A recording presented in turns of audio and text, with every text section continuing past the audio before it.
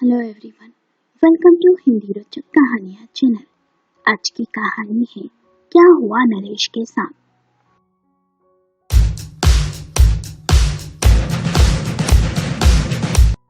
नेहा ने अभी अभी नया कॉलेज ज्वाइन किया था। उसकी बेटी जया भी उसी के कॉलेज में पढ़ती थी। एक दिन अचानक ही उसकी बेटी जया उससे मिलने स्टाफ रूम में गई। नेहा जया को देख सकपकासी गई और अपना बैग उठाकर तेज चाल से ऑटो स्टैंड की तरफ बढ़ने लगी। जया भी अपनी माँ के पीछे पीछे भागी। दरअसल नेहा जया के सवालों से बचना चाहती थी। नेहा ऑटो में बैठ गई। उसने जया को हाथ खींच ऑटो में बैठा लिया। जया ऑटो वाले के सामने कोई तमाशा नहीं चाहती थी, इसलिए मौन रही।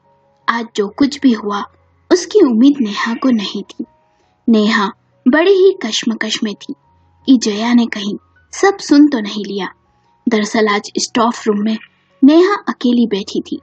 तभी वहां नरेश आ गया और बोला, मुझे तुमसे बात करना है, सच सच बताओ, क्या जया मेरी बेटी है? नेहा ने कहा, प्लीज वो सब बातें अब नहीं करो तो अच्छा होगा नरेश। उसके पीछे ही पड़ गया नरेश। तब नेहा ने गुस्से से कहा, हाँ मेरी बेटी जया तुम्हारी ही संतान है। नेहा और भी कुछ नरेश को बताने लगी।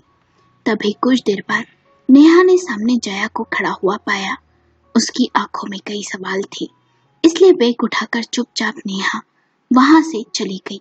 जैसे ही ऑटो घर के सामने रुका, ऑटो वाले को रुपए दे नेहा ने घर में प्रवेश किया। जया भी उसके पीछे पीछे आई और बोली, मम्मी मैं कब से बात करना चाह रही हूँ और आप हैं कि सुन ही नहीं रही। क्या मैंने जो भी स्टाफ रूम में आपके और नरेश सर की भी सुना, वो सब सच है क्या? मैं आपकी और नरेश सर की नाजायज संतान हूँ? नेहा मौन रही।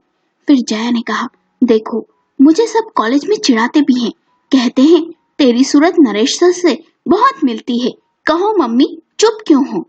नेहा ने बात को टालते हुए कहा, ऐसा कुछ भी नहीं है, तुझे जरूर कोई गलत फहमी हुई है। जया ने गुस्से से कहा, मम्मी आपको नहीं कुछ बताना तो मत बताओ, मैं जाकर उस नरेश से ही पूछ लूंगी, और अपने कमरे में चली गई। नेहा जया को रोक न सकी। वो जानती थी कि उसकी बेटी बड़ी ही जिद्दी है। वो सच जानकर ही दम लेगी। दोनों माँ बेटी में कोई बात नहीं हुई। अगले दिन नेहा कॉलेज से नरेश के घर का पता ले अकेले ही सुबह सुबह पहुंच गई। दरवाजा नरेश ने ही खोला। उसे नेहा को अपने घर देख जरा भी हैरानी नहीं हुई। नरेश के कुछ कहने से पहले ही जया बोल पड़ी, क्या मैं आपकी और मम्मी की नाजायज संतान हूँ? नरेश ने कहा, अंदर आओ, मैं तुम्हारे हर सवाल का जवाब दूंगा। जया अंदर आकर बैठ गई। तभी नरेश की माँ वहां आ गई। नरेश ने अपनी माँ से कहा, माँ ये नेहा की बेटी जया है। नरेश की माँ चाय बनाने का कहकर अंदर चली गई। तभी जया ने गुस्से से कहा, आप मेरे सवाल का जवाब देंगे? नरेश ने कहा, सच कहूँ तुम्हारे पापा भी इस बारे में जानते थे और उन्हें इस बात से कोई आपत्ति भी नहीं थी। ये सुन जया के पैरों तले जमीन खिसक गई। जया ने कहा, क्या पापा ये सब जानते थे और फिर भी उन्होंने, आखिर ऐसी क्या मजबूरी थी उनकी? नरेश ने कहा, मैं उन दिनों तुम्हारे घर के पड़ोस में नया नया रहने आया था। तब मेरी तुम्हारे पिता दिनेश जी से अच्छी दोस्ती हो गई। मैं तुम्हारे घर आने जाने लगा। दिनेश नेहा की शादी को 8 साल हो गए थे, पर अब तक उनके घर में कोई बच्चा नहीं था। इस बात को लेकर लोगों में कानाफूसी बहुत होती थी। रोज रोज दिनेश नेहा में इस बात को लेकर झगड़ा भी होता था। एक दिन नेहा ने दिनेश को कहा, बांझ मैं नहीं, नामर्द तुम हो। मैंने अपने सारे टेस्ट करवा लिए, किसी में भी कोई तकलीफ नहीं है। माँ बनने में मैं सक्षम हूँ। यह सुनकर दिनेश बौखला सा गया और फिर उसने भी अपना टेस्ट करवाया। वो बाप बनने में सक्षम नहीं था, कमी उसमें ही थी। उसके बाद वो बड़ा अजीब सा व्यवहार करता। यदि कोई किसी बात पर हंसता भी तो उसे लगता कि उसकी मर्दानगी का मजाक बना रहा है।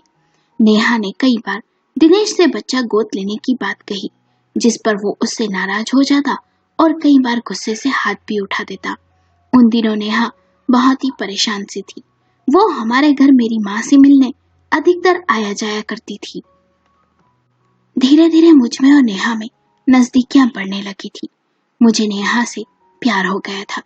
कब हम एक दूसरे के करीब आ गए और कब सारी सीमाएं लांघ दी, पता न चला।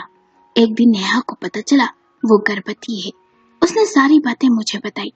एक दिन मैं तुम्हारे घर गया। उस दिन मैंने नेहा को दिनेश से कहते हुए सुना, मिल गई अब तुम्हारे दिल को ठंडक। तुम्हारे कहने पर मैंने पराये मर्द से संबंध बनाए और अब मैं माँ भी बन गई।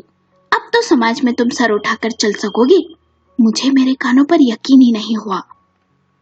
दिनेश और नेहा ने मुझे सिर्फ उपयोग किया, मेरी भावनाओं के साथ खेला, क्योंकि दिनेश को अपनी मर्दानगी साबित करनी थी। मैं उल्टे पैर वहां से लौट आया। मुझे नेहा पर बहुत गुस्सा आया। उसके बाद मैं उनसे कभी नहीं मिला। दिनेश और नेहा 2 दिन बाद ही घर खाली कर वहां से चले गए। जब मैंने नेहा को कॉलेज में देखा तो मैं अपने आप को रोक न सका। उस दिन नेहा ने मुझे बताया कि दिनेश के कहने पर मैंने तुमसे नजदीकियां बढ़ाई थी, पर मेरा प्रेम गलत नहीं था। मैं तुम्हें सच में चाहने लगी थी। दिनेश मुझे बहुत मानसिक रूप से प्रताड़ित करता था। न चाहकर भी मुझे ये कदम उठाना पड़ा। मुझे माफ कर दो। मैं तुम्हारी भावनाओं के साथ खेलना नहीं चाहती थी। जया तुम्हारी बेटी है। जानते हो, जया के जन्म के बाद दिनेश ने बहुत बड़ी पार्टी रखी। वो बहुत खुश था, झूठा नकाब ओढ़। पर जैसे जैसे जया बड़ी हुई तो वो उससे नफरत करने लगा, क्योंकि उसकी सूरत में दिनेश को तुम्हारी सूरत दिखने लगी। जब भी वो जया की सूरत देखता, उसे उसके नामर्द होने का एहसास होता। धीरे धीरे वो पागल सा हो गया। शराब को उसने अपना साथी बना लिया। एक दिन मुझ में और दिनेश में बहुत झगड़ा हुआ और वो गुस्से से चीखते हुए बोला, ये मेरी बेटी नहीं, मैं नपुंसक हूँ, और घर से निकल गया। रेल के सामने कूदकर उसने आत्महत्या कर ली। उसके बाद नेहा ने तुम्हें पाला, कभी इस बात का एहसास नहीं होने दिया कि तुम नाजायज हो। तभी नरेश की माँ वहां आ गई और बोली, मेरा बेटा तुम्हारी माँ नेहा से बहुत प्यार करता था, वो उसे भूल नहीं सका और उसने आज तक शादी नहीं की। कहते हुए रोने लगी। कमरे में चुप्पी छा गई। जया गुस्से से घर की तरफ बढ़ी। नेहा उसे देख मौन ही रही। फिर जया ने कहा, माँ, इतने सालों तक तुम उस आदमी को कैसे झेलती रही, जिसने अपने आप को मर्द साबित करने के लिए अपनी ही पत्नी को किसी पराये मर्द के साथ। मुझे तो कहने में भी शर्म आ रही है। माँ, तुमने बहुत कुछ सहा है, मैं जानती हूँ, इसमें तुम्हारी गलती नहीं है। मैं ये भी जानती हूँ तुम और नरेश सर एक दूसरे से सच्चा प्रेम करते थे और आज भी करते हो, तभी तुमने अब तक शादी नहीं की। मेरी शादी के बाद तुम अकेली हो जाओगी, इसलिए मैं चाहती हूँ माँ, तुम सर से शादी कर लो और इस नाजायज रिश्ते को जायज बना दो। नेहा ने कहा, नहीं, ये संभव नहीं। पर जया ने उसे बहुत समझाया। बड़ी मुश्किल से वो मान गई। नेहा भी मन ही मन नरेश को चाहती थी। वो उसे कभी भी धोखा नहीं देना चाहती थी। नरेश की माँ ने भी नेहा को दिल से स्वीकार कर लिया। नेहा और नरेश ने शादी कर ली और जया को उसके पिता का प्रेम मिल गया। सब बेहद ही खुश थे, पर जया का मन अपने पिता दिनेश के लिए नफरत से भर गया था। एक आदमी अपने आप को मर्द साबित करने के लिए अपनी ही पत्नी को पराये मर्द के साथ कैसे बांट सकता है? पर दिनेश को अपने किए की सजा मिल चुकी थी। कहानी पसंद आई हो तो कमेंट बॉक्स में YES जरूर लिखें। हमें अपने विचार कमेंट करके बताएं। लाइक करें, शेयर करें और चैनल को सब्सक्राइब करें।